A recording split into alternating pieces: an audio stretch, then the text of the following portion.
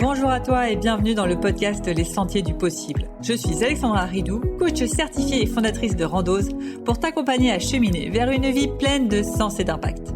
Chaque lundi, je te partage mes réflexions et outils pour t'aider à atteindre les sommets de ton épanouissement. Et les mercredis, je te laisse découvrir une interview inspirante d'invités qui vivent la vie qui leur correspond vraiment. Ah, et j'ai oublié, je t'invite à écouter chaque épisode en marchant. Les neurosciences l'ont démontré, marcher te permet de prendre plus de recul, de développer ta créativité et ainsi prendre les meilleures décisions pour vivre la vie qui te fait vibrer. Hello, je suis ravie de te retrouver dans ce nouvel épisode où on va parler de comment transformer tes faiblesses en force. Mais avant ça, je souhaite juste faire un petit aparté. Je savais que semaine dernière, dans mon épisode sur comment oser dire non, j'allais aborder un sujet méga touchy, le viol conjugal, et je savais que forcément j'allais recevoir des messages. Donc je tiens à faire une petite précision sur cet aparté que j'ai fait sur le viol conjugal. Bien sûr que c'est affreux, bien sûr que je ne le souhaite à personne, bien sûr que si ça vous est arrivé, je vous avais toute mon empathie et toute ma compassion sur le fait que c'est pas facile, je ne souhaite à personne et que c'est une épreuve vraiment compliquée à vivre. Là-dessus, il n'y a pas de souci, vous avez mon empathie. Mais c'est pas en vous donnant que de l'empathie que je vais vous aider à oser dire non et à plus vous affirmer. C'est vraiment pour ça que j'ai fait ce petit passage sur votre part de responsabilité à vraiment dire un non ferme et pas un non, oui, peut-être, ok, qui n'est pas un non ferme. Assumez votre part de responsabilité, assumez votre non ferme. C'est comme ça que vous allez vraiment reprendre le contrôle de votre vie, le contrôle de ce qui vous entoure. Oui, la personne en face vous manipule, oui, il y a un jeu d'emprise qui se joue qui fait que c'est difficile d'assumer son non. Ça, je ne le nie pas. Mais si je suis là pour vous dire c'est très bien, t'as essayé de dire non une fois, tant pis, t'as craqué, c'est lui le méchant, c'est pas ça qui va vous faire changer. Moi, je suis ok d'endosser le mauvais rôle de la personne qui va vous bousculer en vous disant prends ta part de responsabilité, assume plus fermement ton non, réussis à sortir de cet emprisonnement. Il n'y a pas de souci. Vos proches, ils sont dans l'empathie, ils sont là pour vous soutenir, il faut des gens qui vous challenge. Je joue ce rôle-là, je l'accepte à 100%. Vous n'êtes peut-être pas d'accord avec mes propos, il n'y a aussi pas de souci. Osez me dire non, Alexandra, je ne suis pas d'accord. C'est tout à fait ok. Mais voilà, je voulais juste faire un petit aparté pour vous dire que je comprends la douleur. Je sais que c'est vraiment quelque chose qu'on ne souhaite pas à tout le monde. Je sais que vous êtes sous l'emprise peut-être d'un homme qui vous fait des nœuds au cerveau et vous joue avec votre psychologie. Il n'y a pas de souci, ça je ne le nie pas du tout. Mais plus vous prendrez conscience de votre rôle dans la situation, de l'importance que vous avez, que votre voix a, l'importance de oser dire non, plus vous éviterez ce genre de situation de viol conjugal. Voilà, maintenant je vais sans transition retourner sur le vif du sujet, sur un sujet beaucoup plus gai, comment transformer tes faiblesses et tes freins en force. Alors, là-dessus, si je dois faire juste une petite introduction qui va être très rapide, après je vais directement aller dans du concret parce que j'ai pas tant de théorie à vous dire que ça. Il y a deux stratégies dans la vie. Il y a la stratégie du système national, de l'éducation nationale, qui va être de se dire il faut regarder tes faiblesses et travailler sur tes faiblesses pour les transformer en force. En tout petit, normalement, dans 90% des cas, on a toujours pointé vos mauvaises notes, jamais vos bonnes notes. On a toujours dit là, tu as 6 de moyenne, il faut augmenter ta moyenne en maths si tu as 6. Par contre, là où tu as 16, pas besoin de l'augmenter, c'est déjà très bien 16. Dans la vraie vie, dans la vie professionnelle, je trouve que c'est le pire conseil qu'on peut vous donner. Parce que vous allez passer peut-être, on prend un exemple très concret, vous aviez 16 en français et 6 en maths, et on vous a dit qu'il faut absolument passer à 10 en maths. Bon alors, bien évidemment, il faut quand même des bases en mathématiques, mais voilà, il faut travailler juste les bases, le 10, c'est pas forcément nécessaire. Vous allez peut-être passer, 15 heures de travail supplémentaire par mois pour passer de 6 à 10 en maths. Alors que peut-être que pour passer de 16 à 20 en français, il vous faudrait 5 heures supplémentaires par mois. Donc en fait, avec 5 heures supplémentaires par mois et non 16 heures, en moyenne générale à l'école, vous arrivez à la même moyenne, puisque vous avez 20 en français, que vous ayez un 20 en français et un 6 de moyenne en maths, ou à coefficient égal bien évidemment, ou un 10 de moyenne en maths et un 16 de moyenne en français, ça revient strictement au même. Seulement dans un cas, vous avez perdu 16 heures, dans l'autre cas, vous en avez perdu 5.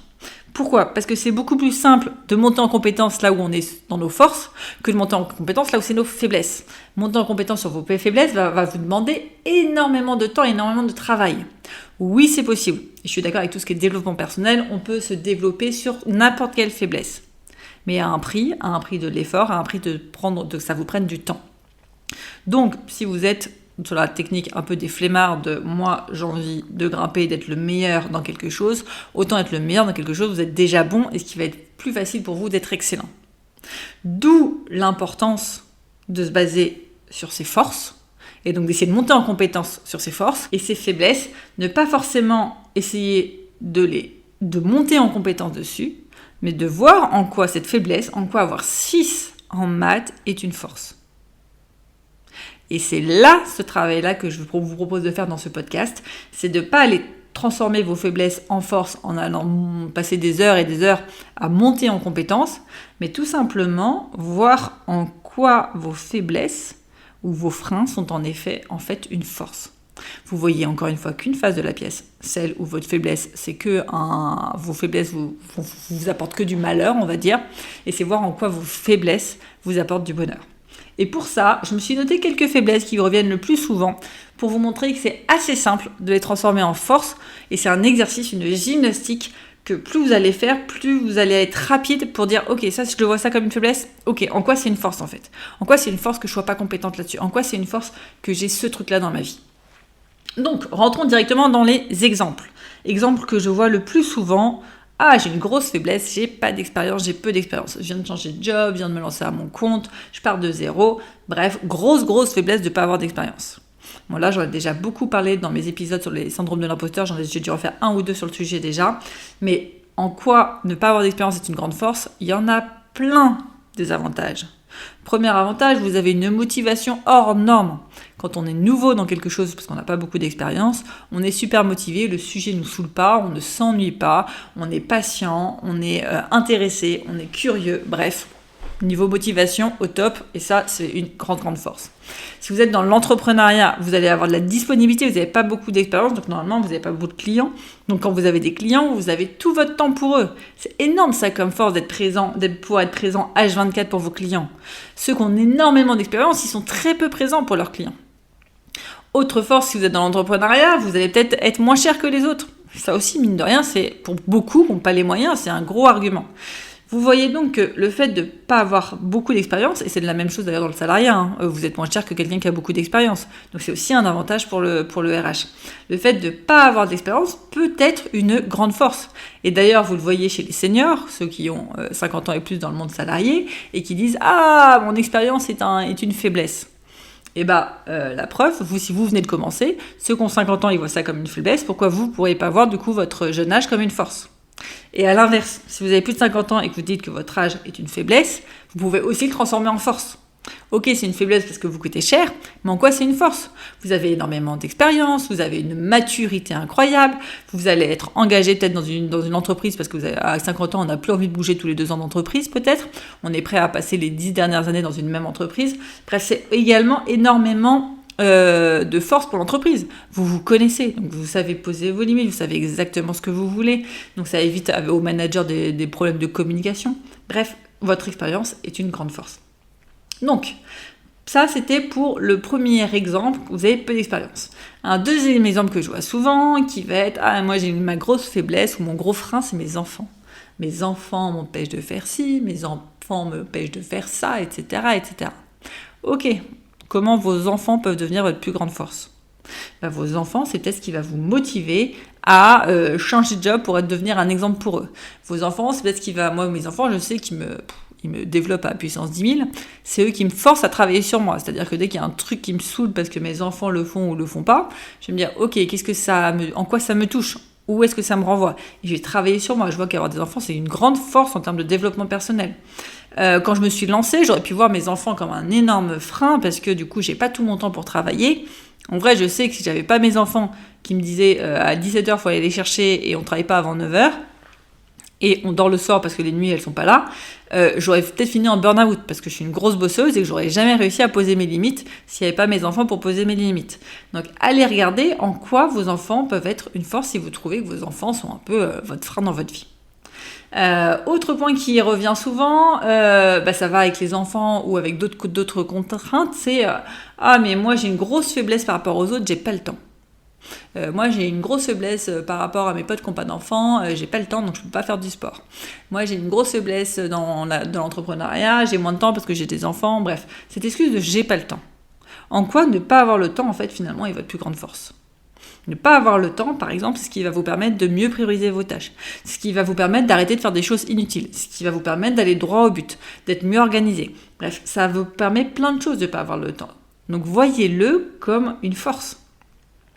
Une autre faiblesse que je vois beaucoup, le manque d'argent. J'ai pas assez d'argent, c'est une grosse faiblesse. Ah là là, qu'est-ce qu'on va penser de moi si on voit que j'ai pas d'argent, etc. Ne pas avoir d'argent, pour moi, c'est une grande force. Déjà, tu as une motivation pour faire de l'argent, parce que quand tu as trop d'argent, tu n'as aucune motivation à faire de l'argent, donc quand on n'a pas, tu as une motivation à faire de l'argent.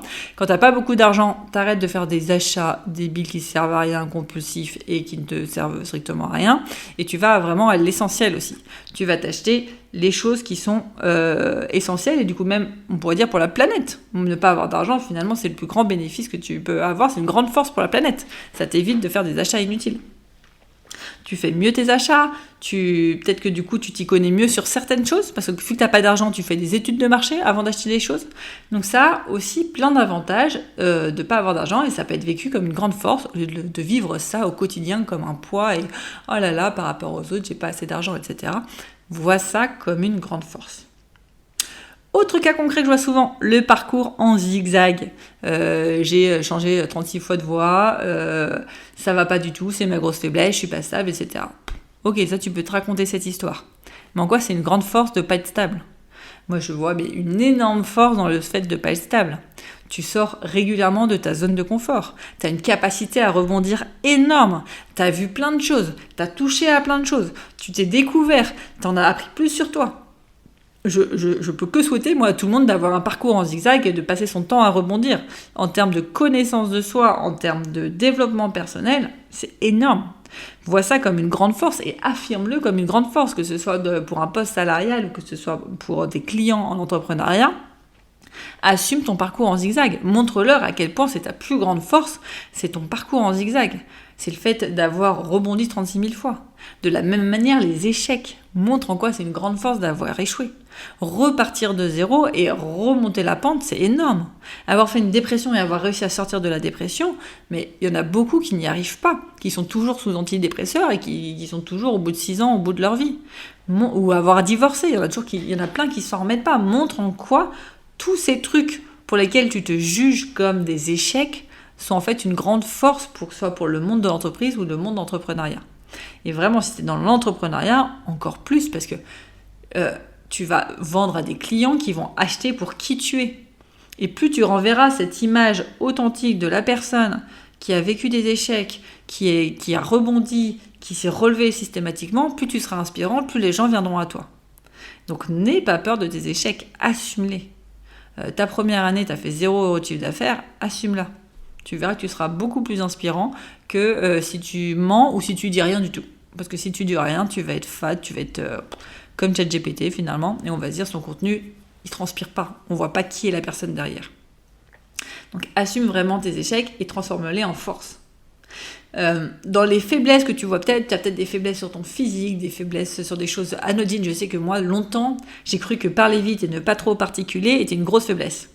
Alors là, il y en a peut-être qui vont me dire « Ouais, clairement, Alexandra, tu parles trop vite, tu articules pas assez, tu pourrais faire un effort. » Oui, bien sûr, je pourrais faire des efforts. Si vous regardez mes premières vidéos que j'ai tournées il y a 4 ans, enfin 3 ans et quelques, 3 ans et demi, 4 ans, je parle lentement, mais comme je me concentre sur parler lentement, c'est ultra soporifique de m'écouter.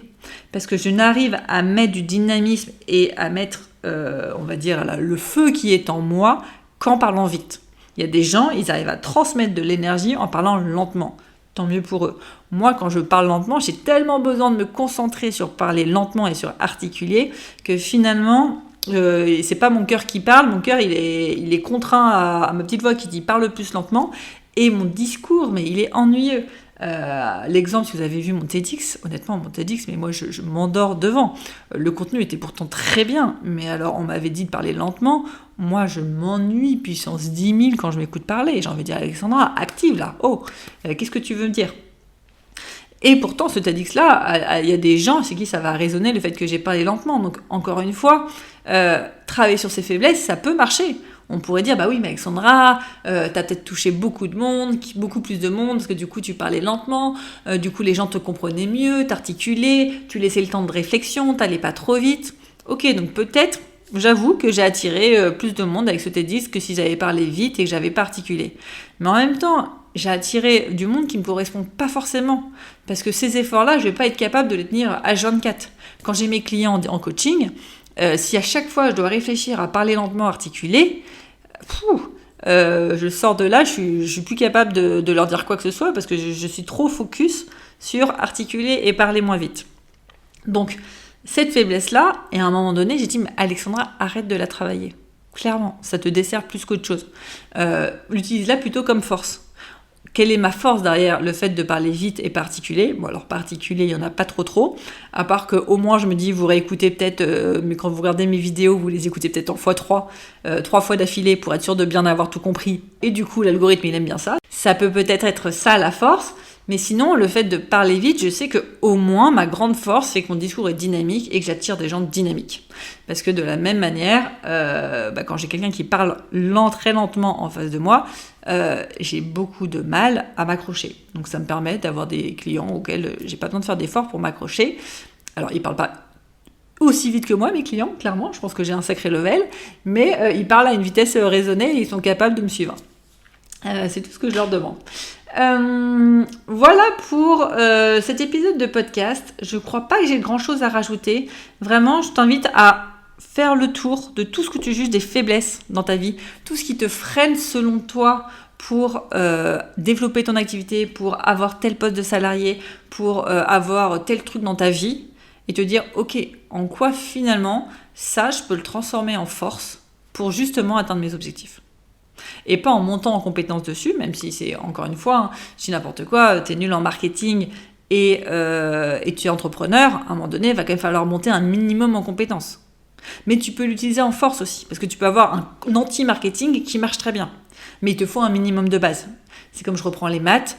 Les maths, t'as pas besoin d'avoir 18 de moyenne toute ta vie, mais à un moment donné, c'est quand même utile de savoir compter et d'avoir un petit esprit logique.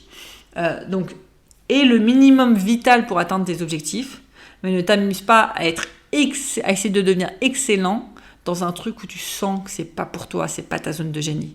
Focalise-toi vraiment sur ta zone de génie. Tous ceux qui sont les meilleurs dans leur domaine, ils se sont focalisés sur leur zone de génie. Michael Jordan, je pense qu'à la base, il avait un don pour le sport et le basket. Il s'est focalisé dessus, il a tout misé dessus, ça a marché. Donc mise tout sur ta zone de génie et sur tes faiblesses, vois comment tu peux les transformer en force pour atteindre tes objectifs. Voilà, et bien écoute, je te dis à mercredi pour l'interview du mercredi, et surtout reste bien jusqu'au bout de l'épisode pour avoir ta question de coaching à méditer en marchant et en musique. À très vite.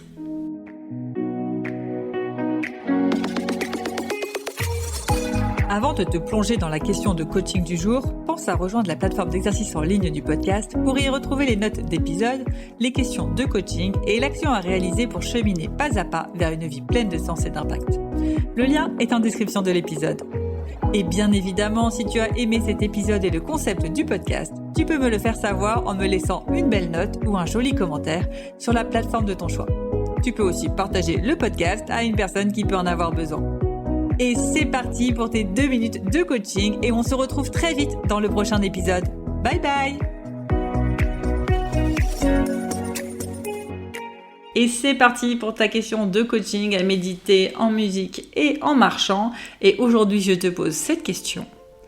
Quelles sont tes faiblesses et comment peux-tu les transformer en force ?